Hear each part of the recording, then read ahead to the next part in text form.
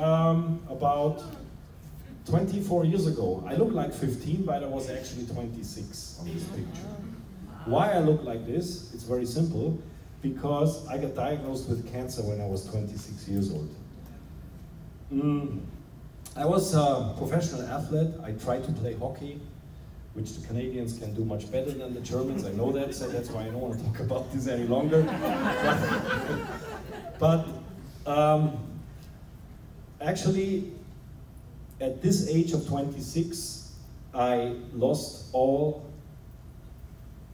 my life with one message, because I was diagnosed with non-Hodgkin's lymphoma, stage 3 to 4, and it happened after a hockey practice. I felt a little knot here on my hip. I went to the team doctor and he said, you should go to the hospital because this thing should not be here. I went to the hospital, they did the ultrasound, and the doctor immediately kept me in the hospital and did a surgery, emergency surgery right away. They took off the tumor and it had the size of a fist. It was growing inside and I didn't feel anything.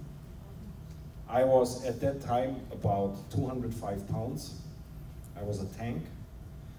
And this is how I looked like 3.5 months later. I lost about 40 kilos, 35 to 40 kilos. I went through two surgeries. The first one, they took my tumor off. The second surgery, they opened me from here to here.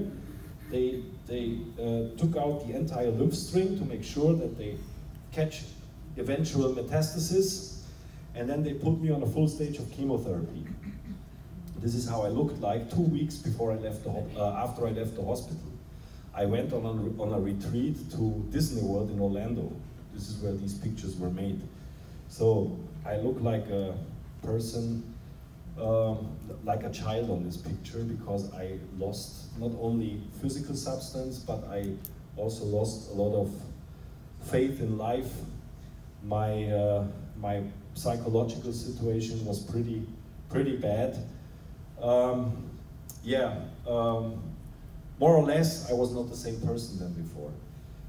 The problem is when you suffer from a severe disease, a severe chronic disease, specifically cancer. What happens usually, and we have I have some fellows here in the audience as well, who already went through this and who probably know what I'm talking about.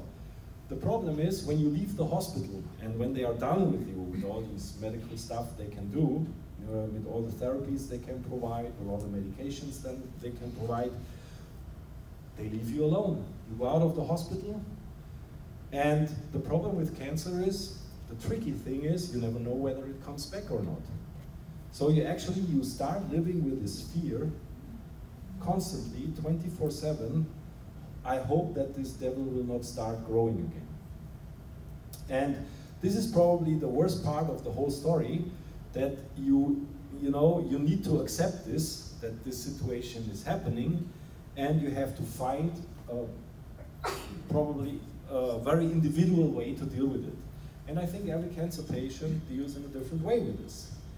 My problem at that time, 26 years old, playing hockey, going party every weekend, I had absolutely no clue about health, about medicine. So my problem was, because of this very serious message, at that time, by the way, 24 years ago, I'm turning 50 next year, wow, cannot believe this, right? 24 years ago, the prediction of survival with this particular cancer was 30%. So that means 7 out of 10 die within 6 months. So that was my message. So I went out from the hospital after all that stuff, and I knew I was statistically 70% dead. But because I'm a very optimistic person, I realized I'm still 30% alive. I did the math, okay?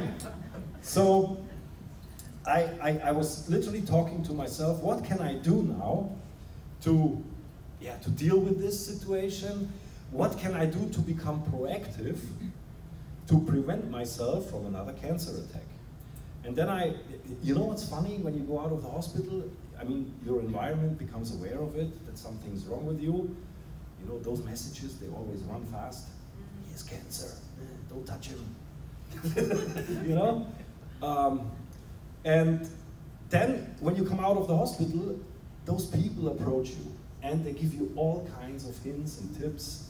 You should see this doctor, he can help you. You should eat this. We have all these nice MLM companies, they offer these nutritional products. And you should eat this vitamins, and you should drink this water, and this and that. That happened to me too. I got all these nice advices. The problem is, when you are not educated, you cannot evaluate all this information. You know, one thing I know for sure nowadays, if I look back, if I would eat and drink all that stuff what offered to me, I would be not alive anymore, believe me.